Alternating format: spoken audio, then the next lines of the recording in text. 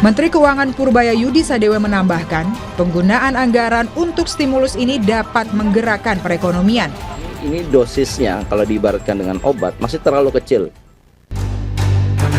Pemerintah meluncurkan 17 program paket stimulus ekonomi yang dinamakan Paket Stimulus Ekonomi 8+4+5 dengan total stimulus mencapai 16,23 triliun rupiah. Paket tersebut dibahas dalam rapat terbatas yang dipimpin langsung Presiden Prabowo dan dihadiri sejumlah jajaran kementerian terkait pada Senin lalu. Adapun sasaran utama dalam paket stimulus ini adalah untuk mendongkrak pertumbuhan ekonomi dan penciptaan lapangan kerja. Program paket ekonomi di tahun 2025 ini yang terdiri dari 8 program akselerasi di 2025, 4 program yang dilanjutkan di 2026, dan 5 program yang terkait dengan andalan pemerintah untuk penyerapan tenaga kerja.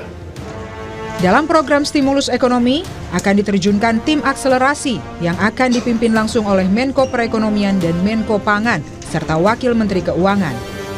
Menteri Keuangan Purbaya Yudi Sadewa menyatakan, dengan adanya tim percepatan yang mengontrol semua paket stimulus ekonomi, diharapkan dapat memperlancar program utama pemerintah. Untuk tim percepatan program pembangunan ekonomi tadi, itu pada dasarnya kita akan monitor seluruh program-program utama pemerintah atau Pak Prabowo. Jadi ke depan harusnya nggak macet lagi. Kalau ada yang macet kita akan percepat supaya jalan dengan baik.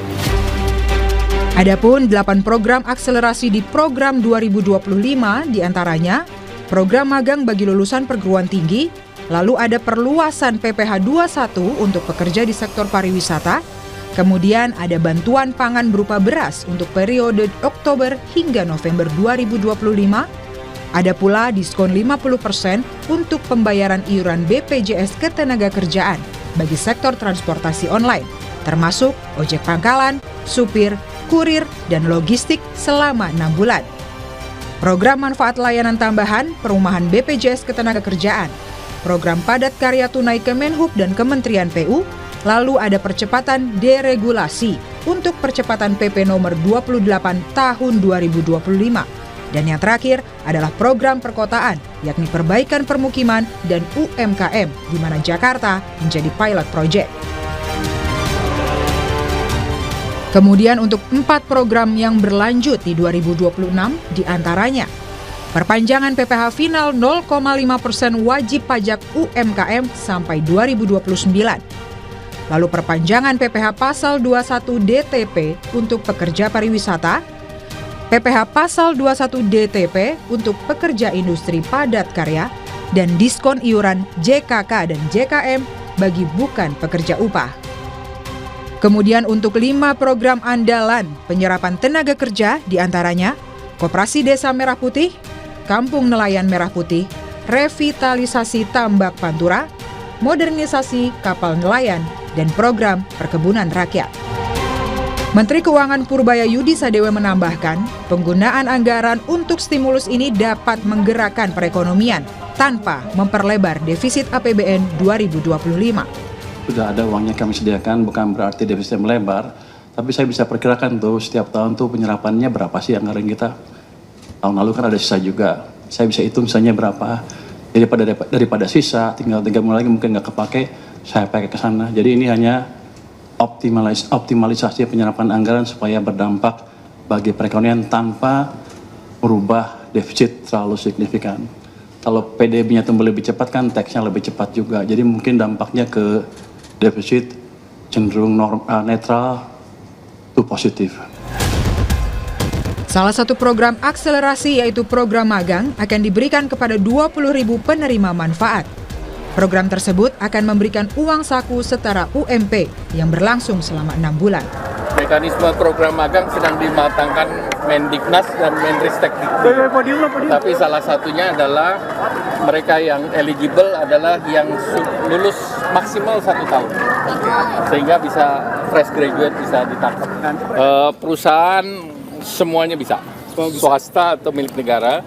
Dan akan ada kerjasama link and match antara perguruan tinggi dan perusahaan-perusahaan tersebut. Kita berharap di kuartal keempat ini udah bisa mulai. Hanya di Jakarta aja atau beberapa daerah juga, Pak? Seluruh Indonesia. Seluruh Indonesia. UMP-nya berarti disesuaikan dengan UMP daerah masing-masing.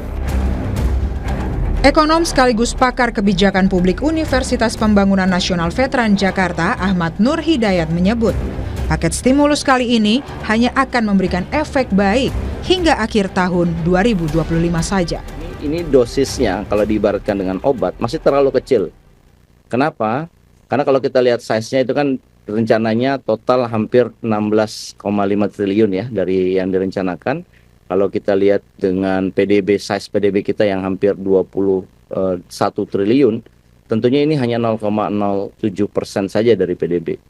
Dan kalaupun dilihat dari waktu ya saat ini dikeluarkan, sepertinya ini hanya untuk membuat soft landing aja untuk triwulan Q4. Jadi tidak cukup untuk membuat akselerasi dari pertumbuhan ekonomi, tapi hanya untuk menjaga supaya pertumbuhan kita sepanjang tahun 2005 ini ditutup dengan kondisi soft landing.